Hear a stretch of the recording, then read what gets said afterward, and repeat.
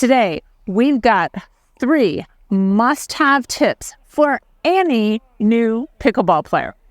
Let's start with your grip. You can use a different grip from the one I'm going to teach you. You are going to see different grips from the one I'm going to teach you. But here's the thing. If you want the best overall grip, one that will help you as you move from the backhand side to the forehand side, one that's going to help you whether you're doing a block volley or a ground stroke, the grip you want to have is a continental grip.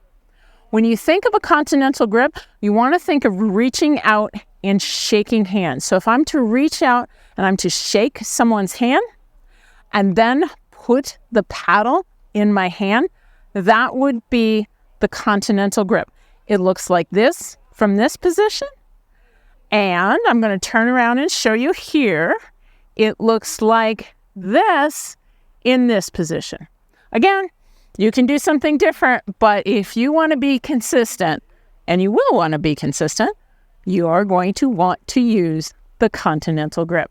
If you want to know more about the grip that we think is the most universal grip in pickleball and the one that most pickleball players should be using, click the link above. Hey everybody, my name is CJ Johnson, and together with my partner Tony Roy, we help pickleball players just like you play their best pickleball and live their best lives on and off the pickleball courts.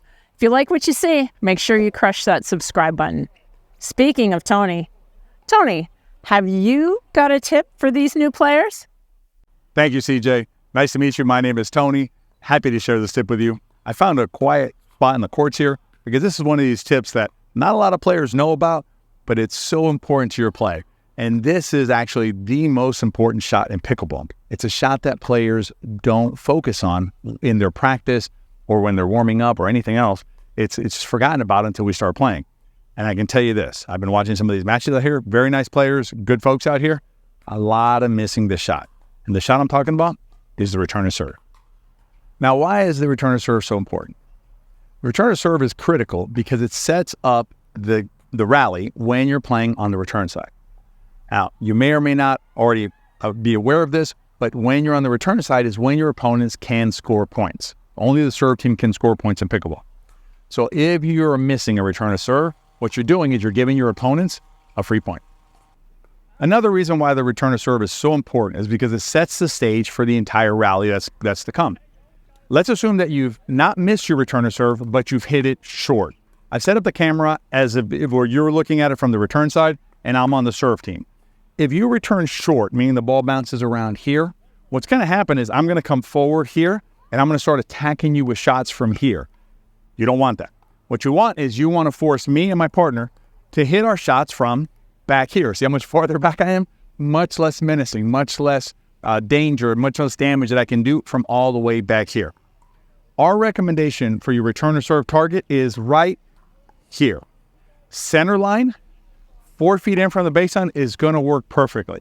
Don't worry about the angle shots and things like that. That is simply not necessary to have a really good return to serve. Your target for your return to serve, 4 feet from the baseline, right on the center line, will do the work. Before you start playing, don't forget to practice your return to serve.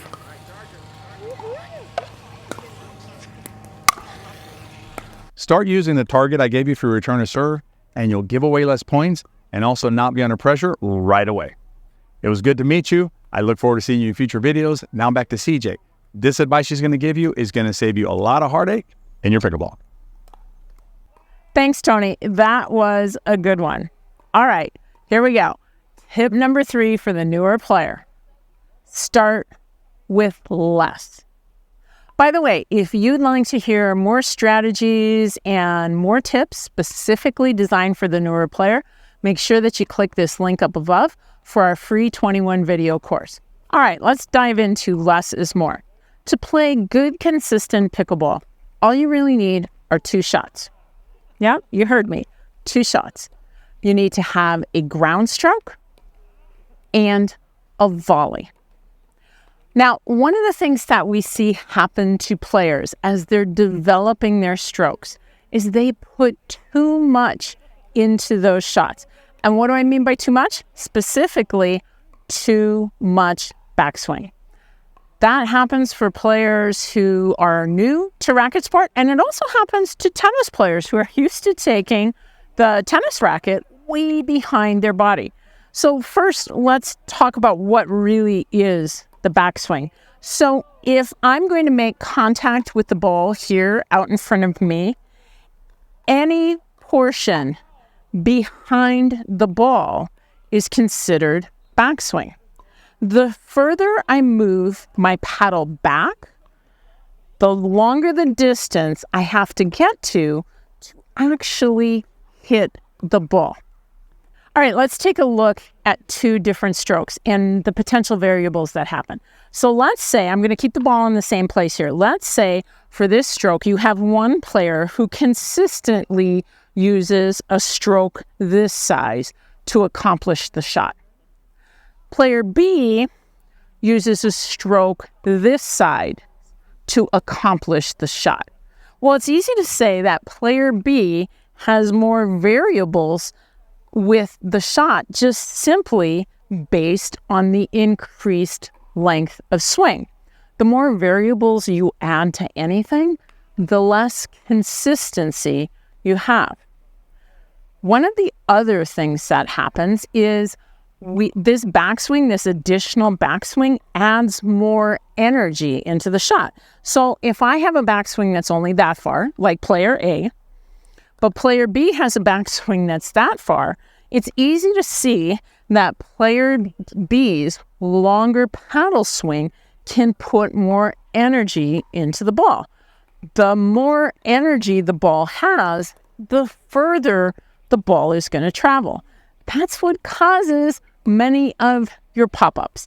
And frankly, the backswing is the major culprit for most pop-ups. That's why I say less is more. Fewer shots to try and master, just two, and less of a backswing. When it comes to that backswing, think about what's the least amount of swing I need to get the job done. And that's your ideal backswing. Now, if you want more tips like these, click right over here. We've got that free 21 video series hub for you, because together we can train smart, live bold, and age well.